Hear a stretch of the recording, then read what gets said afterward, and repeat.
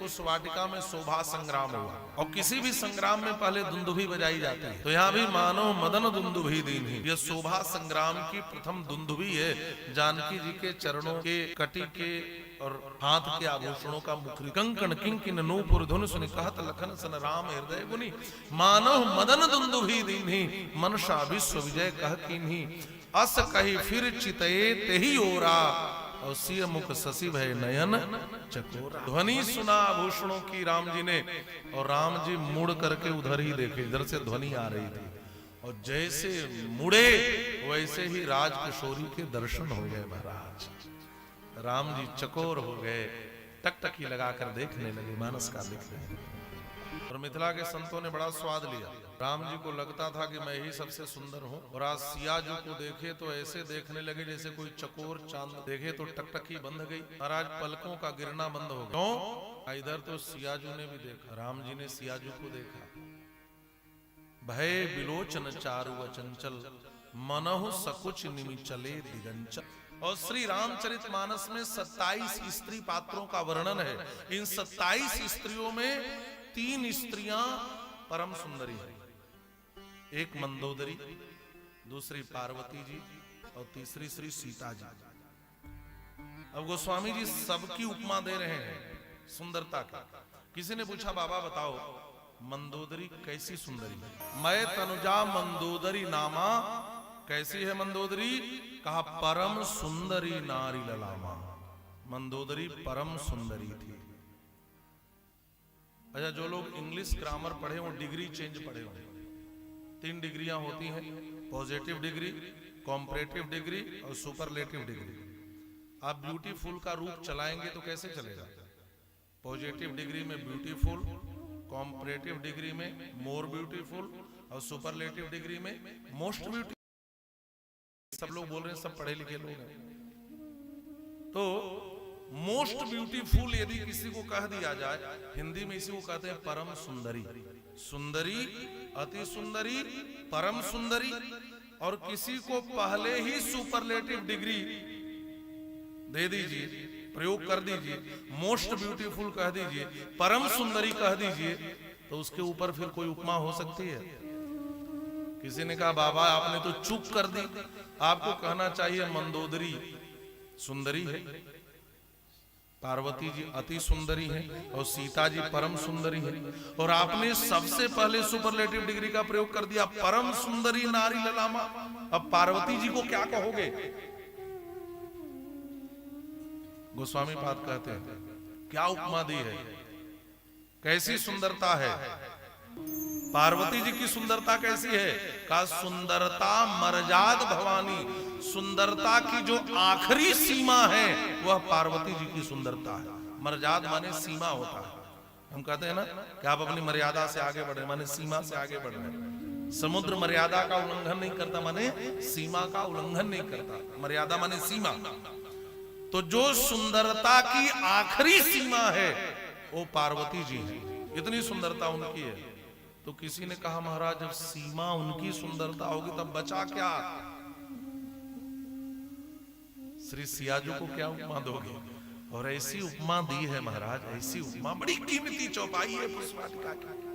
आपका हृदय आनंद विह्वल हो जाएगा, आप झूम जाएंगे। ऐसी उपमा गोस्वामी पाद ने दी और इस उपमा को पढ़कर लगता है कि गोस्वामी जी के कवित्व को कोई छू भी नहीं सकता महाराज। ऐसा काव्य सामर्थ्य है।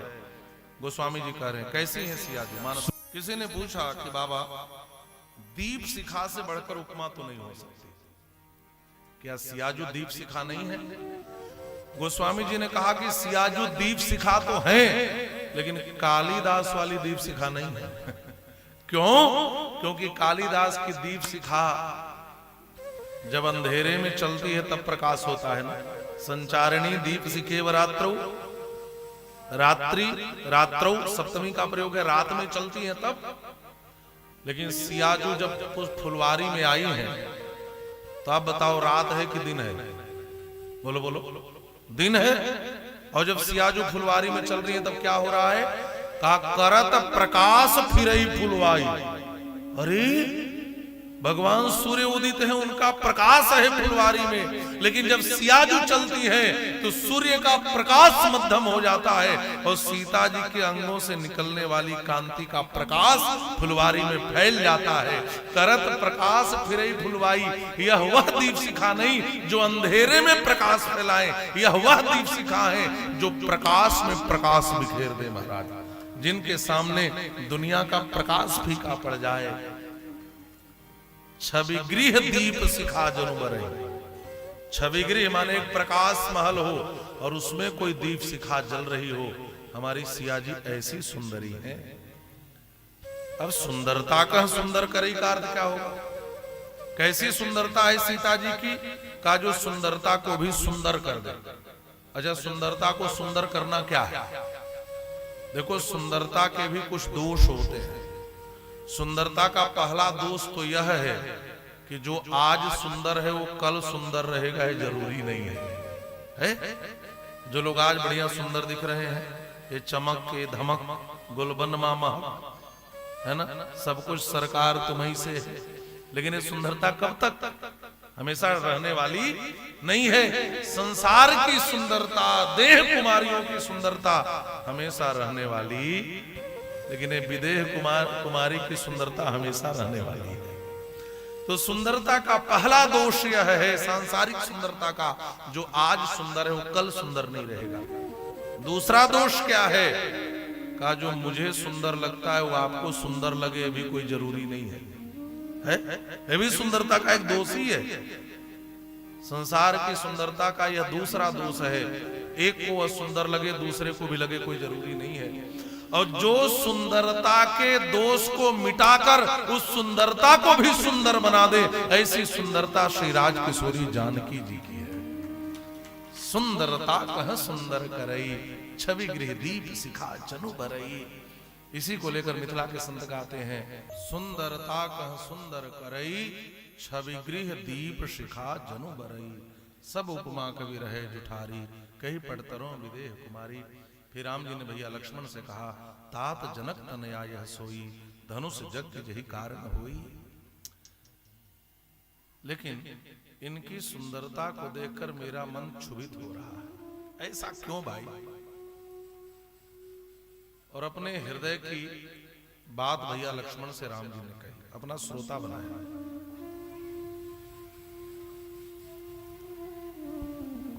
जास विलोक अलौकिक शोभा, सहज पुनीत मोर मन क्षोभा। राम जी कहते हैं मेरा मन पुनीत है। पुनीत माने पवित्र है, और पवित्र मन में कभी क्षोभ नहीं होता। पवित्र मन इधर उधर किसी पर जाता नहीं। तो संकेत कितना सुंदर है। लौकिक शोभा को देख करके राम जी का पवित्र मन कभी क्षोभित नहीं हो सकता। ये शोभा कैसी है? कहे लौकिक शोभा हो ही नहीं सकती, ये तो अलौकिक शोभा है। जास विलोकी अलौकिक शोभा, सहज पुनीत मोर मन क्षोभा। और एक बात और, जब आपका मन यह सोचने लगे कि उचित है कि अनुचित है, उनको देखना, उनके प्रति अनुरागित होना, यह उचित है कि अनुचित है, तो कवि कुलगुरु कालिदास ने लिखा है उसमें सबसे बड़ा प्रमाण अपना अंतःकरण होता है। अंतःकरण ही प्रमाण होता है। और राम जी सोचने लगे, हम भी रघुवंशी हैं, हमारा मन भी इधर उधर नहीं जाता। रघुवंशी कर सहज स्वभाव, मन कुपंथ पर धरी न काहू। लेकिन मोहि अतिशय प्रतीति मन केरी, यही सपने हो पर नारी नहेरी। जिसका मन सपने में भी दूसरी स्त्री की ओर नहीं जाता, आज इधर जा रहा है, इसका मतलब यह है कि इसमें कुछ भी अनुचित नहीं है।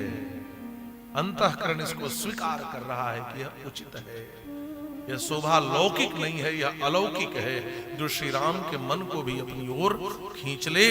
करत बत कही अनुज सन, मनस्य रूप लोभान, मुख सरोज मकरंद छवि, करई मधुप पान।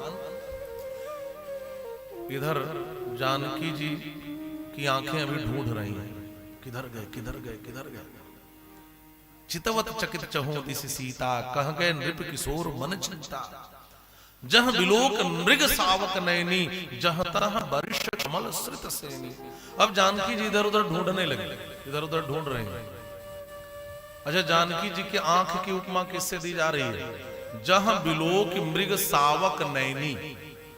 सावक माने होता है छौना, बच्चा। जानकी जी की आंखें कैसी हैं? जैसे मृग के बच्चे की आंखें। आज जानकी जी राम जी को ढूंढ रही हैं, और जब राम जी जानकी जी को ढूंढेंगे अरण्य में, तब अरण्य कांड में, हे खग मृग हे मधुकर श्रेणी, तुम देखी सीता मृग नैनी। उपमा बदल गई। यहां सीता जी की आंखों के लिए मृग नैनी, और यहां पुष्पवाटिका में मृग सावक नैनी। अंतर क्या है? कहा वहां राम जी मिल गए ना, इसलिए मृग नैनी। लेकिन अभी इनके जीवन में कोई नहीं है। जैसे मृग का बच्चा होता है, उसका कोई नहीं होता है ना। मृगी का कोई मृग नहीं है, इसको आप ऐसे समझ लें। इसलिए मृग सावक नैनी, अभी विवाह नहीं हुआ। इतनी संभाल संभाल करके उपमाएं रखी है गोस्वामी जी ने। जहां बिलोक मृग सावक नैनी, जहां तहां बरिस कमल सित श्रेणी। और जिधर देखती है उधर सित श्रेणी, सफेद कमल की वर्षा हो रही है। मानो सिया जो सोच रही हैं कि इनका अभिनंदन कैसे करूं, इनका स्वागत कैसे करूं, तो मानो आंखों से ही श्वेत कमल बरसाकर अभिनंदन कर रही हैं। ये पहला भाव। दूसरा भाव, जो शोभा संग्राम के आचार्य हैं, वो कहते हैं कि जानकी जी ने तो बाण चला दिया। पहले तो आभूषण मुखरित हुए, मानो वह दुंदुभी थी, युद्ध की घोषणा थी। अच्छा, शोभा संग्राम में बाण कैसे चलाए जाते हैं? कहा यह जो आंखों का भौं है, यह धनुष के आकार का होता है, और तिरछे आंखों से देखना माने यही धनुष पर बाण चढ़ा के छोड़ना है। तो सिया जी मानो राम जी को ढूंढ रही हैं, माने आंखों से बाण चला रही हैं। अच्छा, एक और राम जी, एक और सिया जी। और सिया जी ने कोई श्रृंगार नहीं किया। आप कहेंगे इसका प्रमाण? का सीता जी अभी स्नान करके आ रही है, मज्जन कर सरसखन सखी समेता स्नान किया, मज्जन किया। यदि आंखों में काजल होता, सियाजू के श्रृंगार होता, तो नील कमल की वर्षा होती। यहां जहां तहां बरिस कमल सित श्रेणी, श्वेत कमल की वर्षा हो रही है। सियाजू जिधर देख रही हैं, इससे सिद्ध होता है कि उनकी आंखों में कोई काजल नहीं है, कोई श्रृंगार नहीं है। और जब जानकी जी ने देखा, जानकी जी की सुंदरता को देख करके ही राम जी के माथे पे पसीना आ गया महाराज। लखन भैया ने धीरे से एक लता भवन के भीतर खींच लिया। कहा भैया आप हो तो बहुत सुंदर, लेकिन आज सामने वाला योद्धा भी कम सुंदर नहीं है। आज डर है कि इस युद्ध में आप हार सकते हो, इसलिए जरा अब आपको भी आयुध से लैस होना पड़ेगा। अच्छा, शोभा संग्राम का आयुध क्या है? श्रृंगार है। और लखन भैया धीरे से लता भवन के पीछे ले गए और राम जी का श्रृंगार किया। कैसे श्रृंगार किया? का मोर पंख बालों में सजाया, और जो कलियां थी, मोर पंख सिर सोहत नीके, गुच्छ बीच बीच कुसुम कली के, और बढ़िया सजा करके श्रृंगार किया। इधर जानकी जी ढूंढ रही हैं, किधर गए किधर गए किधर गए।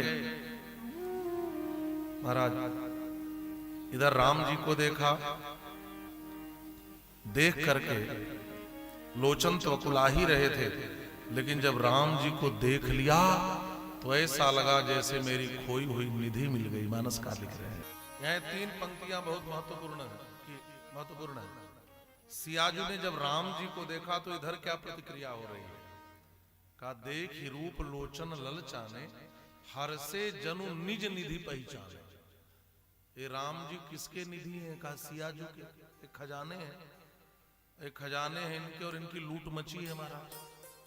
अभी मिथिला में घूम रहे थे तो मिथिलावासी लूटने दौड़े।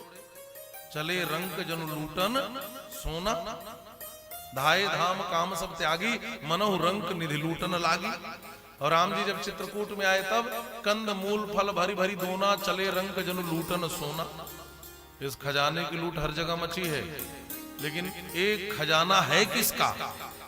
सीता जी ने देखा तो पहचान लिया, तो मेरे खजाने, ये तो मेरी निधि है जिसको सारी दुनिया लूट रही है। थके नयन रघुपति छवि देखे, जानकी जी के नेत्र थक गए। अच्छा, थकना माने आप क्या समझते हो? बोलिए जरा। थकना का अर्थ श्रम श्रांत होना नहीं है। सामान्य अर्थ में लोग थकने का मतलब यही समझते हैं कि कोई मेहनत करके जब थक जाता है। ये थकना अलग है, ये बंगाली भाषा का शब्द है थकना। यही कोना था के हमारे जो बांसुरी वादक हैं कोलकाता से आए हैं दादा, ये खूब बंगाली बोलते हैं, हम लोग भी आधी सीख ली है। यही कोना था के, और बाकी ये कभी बोलते नहीं है क्योंकि हिंदी बोल ही नहीं पाते, मौन ही रहते हैं, केवल इनकी बंसी बोलती है महाराज। तो यही कोना थाकना का मतलब होता है विश्राम करना। और आप देखेंगे राम जी को जो भी देखता है वो थकता है। अभी सुबह के प्रसंग में मास दिवस कर दिवस भा मरम न जाने कोई रथ समेत रवि थाकेऊ, सूर्य भी ठहर गए। और आगे परशुराम जी देखेंगे तो थके नयन रघुपति छवि देखे, और यहाँ सियाजू देख रही है तो भी थके नयन रघुपति छवि। वहां भी परशुराम जी देखेंगे तो वहां भी थकना शब्द का प्रयोग है। थकने का मतलब है विश्राम पाना। आंखों को विश्राम कब मिलता है? का जब रघुनाथ का दर्शन होगा। बात समझ में आ गई? ये आंखें तब तक विश्राम को नहीं पा सकती जब तक आप भगवान का दर्शन नहीं करेंगे। अच्छा, एक और बात है, आंखों की जब भी उपमा दी जाती है तो मृग के नेत्र से दी जाती है। क्यों? मृग नयनी कहा गया सियाजू को बार बार।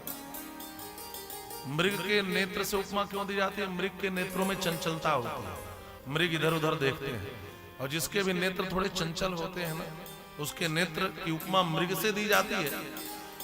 लेकिन किसी से पूछे कि नेत्रों में चंचलता क्यों है, ये नेत्र चंचल क्यों है, इन आंखें इधर उधर देखती क्यों है? का यह आंखें ढूंढती हैं किसको? का ऐसे रूप को जिसको देखने के बाद किसी को देखने की इच्छा न रह जाए, और वह रूप सिर्फ और सिर्फ राम जी का ही हो सकता है। अभी तक सिया जी की आंखों में भी चंचलता थी, लेकिन पहली बार आज जब रघुनाथ के दर्शन हुए तो थके नयन रघुपति छवि देखे पलिकन हूं परिहरी निमेषे। यहां भी वही स्थिति हो रही है, पल के झपकना बंद कर दी और ऐसे देख रही हैं। इतना प्रेम उमड़ा अधिक स्नेह देह भई भोरी, शरद शशि जिमि चितौ चकोरी। जैसे कोई चकोरी शरद पूर्णिमा के चांद को एक टक निहारे, तो ऐसे हमारे रघुनाथ को सियाजू निहारने लगी। एक बात और है, दोनों लोगों ने एक दूसरे को देखा, और गोस्वामी जी दोनों के मुख को चांद कहते हैं और दोनों को चकोर बना दी। इसी को लेकर संतों ने लिखा परस्पर दो चकोर दो चंदा। ये दोनों चकोर हैं एक दूसरे के लिए, और दोनों का मुख एक दूसरे के लिए चांद है। सियाजू चकोरी तो राम जी चांद, राम जी चकोर तो सियाजू का मुख चांद। लेकिन इस चंद्रमा की उपमा में एक अंतर है। राम जी ने जब सियाजू को देखा तो अस कही फिर चितएते ही ओरा, सिय मुख शशि भय नयन चकोरा। सीता जी के मुख की उपमा केवल चंद्रमा से दी, और राम जी के मुख की उपमा शरद शशि शरद पूर्णिमा के चांद से दी। जरा ध्यान से सुनना, सीता जी के मुख की उपमा केवल चंद्रमा से, और राम जी के मुख की उपमा शरद पूर्णिमा के चंद्रमा से। तो आपसे मैं पूछूं कि सामान्य दिनों का चंद्रमा ज्यादा सुंदर होता है कि शरद पूर्णिमा का? शरद पूर्णिमा का। तो इस गणित से यदि हम विचार करें तब राम जी ज्यादा सुंदर हैं कि सियाजू? अब भाई उपमा तो शरद शशि जिमि चितौ चकोरी। ऊपरी तौर पर तो यही लगता है कि राम जी ज्यादा सुंदर हैं, क्योंकि इनके मुख की उपमा शरद पूर्णिमा के चांद से दी गई। लेकिन अभी जरा ठहरे, भाव की एक और गहराई है। क्या गहराई है? मिथिला के संत कहते हैं नहीं, ये तो अयोध्या वासियों का भाव है कि हमारे राम जी ज्यादा सुंदर है। मिथिला का पक्ष क्या है? कहा अभी तक राम जी को जिन जिन लोगों ने देखा है, जैसे अभी मैंने बताया था विश्वामित्र जी ने भी देखा, तो राम जी के मुख की उपमा भी केवल चंद्रमा से थी। ये पहली बार उपमा दी गई राम जी के मुख की शरद पूर्णिमा के चांद से। इसका मतलब क्या? का इसमें राम जी के मुखड़े की विशेषता नहीं है, वो तो जानकी जी के आंखों की विशेषता है कि जानकी जी ने देख करके राम जी के मुखड़े को पूर्ण चांद बना दिया, शरद पूर्णिमा का पूर्ण चांद बना दिया। और अब सुंदरता का सुंदर करई यहाँ और घटित होता है कि राम जी तो सुंदर हैं, लेकिन इस सुंदर को भी देख करके सियाजू ने और सुंदर बना दिया। सुंदरता कह सुंदर करई, छवि गृह दीप सिखा जन बरई। और यदि रस परंपरा से विचार करें तो जानकी जी में रस ग्राह्यता राम जी से ज्यादा है। राम जी ने जब देखा तो केवल चंद्रमा की तरह यही कल्पना कर पाए, लेकिन सियाजू की रस ग्राह्यता देखें, शरद पूर्णिमा के चांद को जैसे चकोरी निहारती है, शरद शशि जिमि चितौ चकोरी, एक टक देखने लगी। अच्छा, मैं आपसे पूछता हूं, आपकी कोई निधि, आपके पास कोई कीमती हीरा हो जाए और बहुत दिनों के बाद वह हीरा आपको मिले तो आप क्या करेंगे उस हीरे का? बोलो। उस हीरे को लेकर के घर भागेंगे, गोदरेज की अलमारी खोलेंगे, जो बढ़िया सेफ होगा उसमें, बॉक्स में छोटा बॉक्स, उसमें और छोटा बॉक्स, मखमल में लपेट कर डिब्बी डाल करके रखते हैं कि नहीं, छुपा लिया जाता है। अब जानकी जी को भी अपना खोया हुआ निधि मिल गया, तो जानकी जी ने क्या किया? राम जी के रूप को आंखों के रास्ते लाकर अपने हृदय की अलमारी में छिपा करके नेत्र के किवाड़ को बंद कर लिया, मानस कर लिया। किसी ने गोस्वामी जी से पूछा कि आगे क्या हुआ? गोस्वामी जी ने कहा किवाड़ बंद हो गए, अब भीतर कोई जा नहीं सकता कि बता सकता है। देखिए, ये जो लीलाएं होती है ना, इन लीलाओं के भी सोपान है, और हम किस सोपान तक जाने के अधिकारी हैं, हमें वहीं तक वर्णन करना चाहिए। रस परंपरा में कुंज लीला का भी वर्णन है, निकुंज लीला का भी वर्णन है। सखियां भी जो होती हैं वह केवल कुंज लीला तक रह सकती हैं, निकुंज लीला तक तो केवल प्रिया और प्रियतम ही रहता है।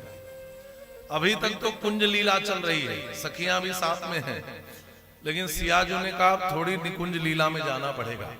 तो राम जी के रूप को आंखों के रास्ते लाकर हृदय तक ले गई, और फिर कहा यहाँ किसी का प्रवेश नहीं है, लोचन मग राम रानी, दीन है पलक कपाट सयानी। और दूसरी बात कही जाए तो प्रेम की उत्कृष्टता में होता क्या है? का आओ प्यारे मोहना नयन ढांप ल्यूं तोय, आओ प्यारे मोहना नयन ढांप ल्यूं तोय, ना मैं देखूं और को ना तो ही देखन देहूं। यह प्रेम की उत्कृष्टता है। अब ना मैं किसी और को देखूंगी, ना तुम्हें किसी और को देखूंगी। यह प्रेम की उत्कृष्टता तक का वर्णन गोस्वामी पाद ने यहां पर किया। और महाराज आंख बंद करके उसी समय दोनों भैया, अभी तक तो भीतर था, अब एकदम सामने आ गए। लता भवन ते प्रगट भे तेहि अवसर दो भाई, निकसे जनु जुग बिमल विधु जलद पटल बिलगाय। जो लोग रास पंचाध्यायी से तुलना करते हैं तो यहां पर विचार करें, रास पंचाध्यायी में प्राकृत चंद्रोदय है, लेकिन यहां अप्राकृत चंद्रोदय है। रास पंचाध्यायी में एक चंद्रमा का उदय होता है प्राची दिशा से, तदोडुराज ककुभः करैर मुखम, और यहां तो निकसे जनु जुग बिमल विधु जलद पटल बिलगाय, यहां तो दो विधु, यहां तो दो चंद्रमा का उदय हो रहा है। तो ये यहां का वर्णन ज्यादा उत्कृष्ट है, जो संतों ने स्वाद लिया। अभी सामने आ गए, क्या देखा? का मोर पंख सिर सोहत नीके, गुच्छ बीच बीच कुसुम कली के। लेकिन एक चीज और दिखाई दी, भाल तिलक श्रम बिंदु सुहाए, श्रवण सुभग भूषण छवि छाए। भाल तिलक, मस्तक पर तिलक तो है, लेकिन श्रम बिंदु पसीने की बूंद भी है। अब यहां किसी से पूछे कि पसीना क्यों छलका, तो अयोध्या के संत कहेंगे भाई हमारे राम जी इतने कोमल हैं, एक दोने का भार इतने देर से उठाए हैं कम है। इतना कोमल व्यक्ति एक दोना भी उठाए तो पसीना छलक आएगा। लेकिन मिथिला के संत कहते हैं नहीं नहीं, पसीना निकलने का दूसरा भाव है। पूज्य मामा जी की एक रचना है, काहे छूटल लीलार पे पसीना हो लाल। माथे पे पसीना कैसे आ गया? कागहन का महीना, गर्मी होती है क्या? वो भी अगहन के महीने में प्रातः काल का समय महाराज, ठंडी लगती रहती है थोड़ी थोड़ी, ये पसीना क्यों आ गया? और अभी कोई बड़ा मेहनत भी नहीं किया आपने, एक दोना उठाकर घूम रहे हो केवल। समझ गए क्यों पसीना आ गया? जानकी जी को देखे ना तब माथे पे पसीना आ गया कि कोई हमसे भी सुंदर इस दुनिया में है। यही सोच करके आज माथे पे पसीना आ गया। बाल तिलक श्रम बिंदु सुहाए, श्रवण सुभग भूषण छवि छाए। लेकिन जानकी जी तो आंख बंद की हैं। लोचन मगरा में उरानी। सखियों ने एक व्यंजना की। सखियों ने कहा, अरे राजकुमारी, यहां जब एक खड़े हैं तो गौरी का ध्यान कर रही हो, बहुरी गौरी कर ध्यान करे हो, बाद में उनका ध्यान करना। यहाँ जो सामने हैं इनको देख लो जी भर करके। भूप किशोर देख किन ले हो, और फिर सकुच सीय तब नयन उघारे, और सन्मुख दो रघु सिंह निहारे। तब सिया जी ने आंख खोला और देखी तो देखती रह गई। लेकिन फिर तुरंत याद आया, हो कहीं विलंब न हो रहा हो, मैया प्रतीक्षा कर रही होंगी। और बस 1-2 मिनट की और बात कह के विश्राम देता हूं। मां तो भय माने, और ये बहुत महत्वपूर्ण बात है कि जो कन्याएं हैं उनको माता पिता का थोड़ा भय होना चाहिए। और वह घर से कहीं भी जाए बाहर तो मां को कम से कम यह पता होना चाहिए कि वो कहां गई है। यह सामाजिक संदर्भ में बहुत महत्वपूर्ण बात है। अब इसका तात्पर्य यह नहीं कि आजकल के आधुनिक विचारवादी कहें कि यह दकियानूसी है, यह पुराणपंथी की सोच है, जबकि समाज की घटनाएं यह स्पष्ट कर रही हैं कि यह जो भारतीय चिंतन धारा है, यह चिंतन धारा समाज के लिए बहुत उपयुक्त है। कहीं भी बालिकाएं जाएं, कन्याएं जाएं तो मां के संज्ञान में हो कि यह कहां जा रही है। और एक निश्चित समय सीमा से अधिक देर तक कहीं घूमना यह भी उचित नहीं है। कम से कम मां का इतना भय तो बेटी को होना ही चाहिए, जो राजकुमारी जानकी जी के जीवन में दिखाई दे रहा है। यह सामाजिक संदर्भ में समझने वाली बात है और गहराई से इसको समझेंगे। और सखियों ने कहा, राजकुमारी चलो चलते हैं। और एक बात कही, हम लोग कल फिर इसी समय यहां आए। मानसकार लिख रहे हैं, पुनि आऊब यही बेरियां काली, अस कही मन बिहसी एक आली। एक सखी हंसकर कह रही है, लेकिन इसके एक शब्द में बड़ा गूढ़ अर्थ है। ये हंसकर कहती है, राजकुमारी चलो, अब चलो हंसकर। पुनि आऊब यही बेरियां काली, कल हम लोग पुनः इसी समय आएंगे, अब आज चलो। ये पहला भाव। दूसरा भाव, मानो राजकुमार से कह रही है, राजकुमार पुनि आऊब यही बेरियां काली, कल फिर आप इसी समय यही आना, हमें दर्शन हो जाएगा। तीसरा भाव, पुनि आऊब यही बेरियां काली, अरे राजकुमारी जी भर के देख लो, क्या यह समय दोबारा हमारे जीवन में आएगा भी कि नहीं आएगा। पुनि आऊब यही बेरियां काली, क्या ऐसा समय फिर हमारे जीवन में आएगा, इसलिए आज तो जी भर के देख लो। चौथा भाव, पुनि आऊब यही बेरियां काली, हे भगवती गिरिजा, हे मां पार्वती, ऐसी कृपा कर दो कि पुनि आऊब यह बेरियां काली, ऐसा समय बार बार हमारे जीवन में आता रहे, आता रहे, आता रहे। पुनि आऊब यही बेरियां काली, अस कही मन बिहसी एक आली। एक सखी ने जब ऐसा कहा तो सिया जी गूढ़ गिरा सुनि सिय सकुचानी, भयो विलंब मां तो भय मानी। ये गूढ़ गिरा है, माने अब चलना चाहिए, माता का भय। भयो विलंब मां तो भय मानी, धरी बड़ी धीर राम उर आने, फिर अपन पौपितु बस जाने। राम जी को हृदय में बसा करके लौटी, लेकिन सखियों के साथ लौट तो रही हैं, लेकिन मुड़ मुड़ करके पीछे देख रही हैं। और जब सखियों को दिखा करके नहीं देख रही हैं, ये भी तो एक संकोच है। सखियां कहेंगी, बाहर राजकुमारी उनको देख रही हो बार बार, तो किस बहाने से देख रहे हैं। गोस्वामी पाद लिख रहे हैं, विनय प्रेम बस भई भवानी, खसी माल मूरत मुस्काना। देखिए, प्रेम और प्रार्थना में इतनी शक्ति है कि मूर्ति भी चेतन हो सकती है, लेकिन वो प्रेम और प्रार्थना सियाजू की तरह होनी चाहिए। खसी माला सरक गई नीचे। सियाजू ने उसको प्रसाद के रूप में स्वीकार कर लिया और मूर्ति मुस्कानी, गौरी जी की मूर्ति मुस्कुरा पड़ी और वो बोल उठी, सुनो सिय सत्य असीस हमारी, पूजहि मन कामना तुम्हारी। इधर राम जी भी गुरु जी के पास आए और उनको पुष्प दिया। एक बात यहां और समझ लें कि जितनी भी घटना पुष्पवाटिका में घटी थी, राम जी ने सब गुरु जी को बता दिया। न राम जी को कपट प्रिय है, न राम जी किसी के साथ कपट करते हैं। राम कहा सब कौशिक पाही, सरल सुभाय छुअत छल नाही, मोहि कपट छल छिद्र न भावा। राम जी को छल प्रिय नहीं है और राम जी कुछ भी छिपाते नहीं हमारा। सब आकर के गुरु जी से कह दिया, सुमन पाई मुनि पूजा की नहीं। सुमन के दोनों अर्थ है। सुमन माने पुष्प पाकर के पूजा करी विश्वामित्र जी ने, और राम जी का सुंदर मन, कितना सुंदर और पवित्र मन है, कुछ भी नहीं छुपाया।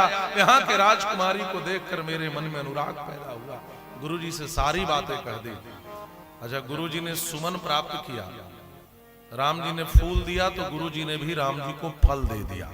मानसकार वर्णन कर रहे हैं, जी ने गुरु जी को फूल दिया पूजा के लिए, तो गुरु जी ने राम जी को फल दे दिया। सुफल मनोरथ हो ही तुम्हारे, तुम्हारे मन में जो है वह सफल होगा रघुनाथ। देखिए, सिया जो स्त्री है तो मनकामना शब्द का प्रयोग किया, राम जी पुरुष हैं तो मनोरथ शब्द का प्रयोग किया। शब्द प्रयोग में भी बहुत संभाल है। एक सामाजिक प्रश्न उठता है कि विवाह के पूर्व लड़के लड़की को मिलना चाहिए कि नहीं। रामायण की कथा कहती है मिले तो, लेकिन पवित्र भावना से मिले। दोनों की भावना पवित्र है। एक गुरु जी की पूजा के लिए पुष्प लेने गए हैं और एक गौरी जी की पूजा ही करने गए हैं।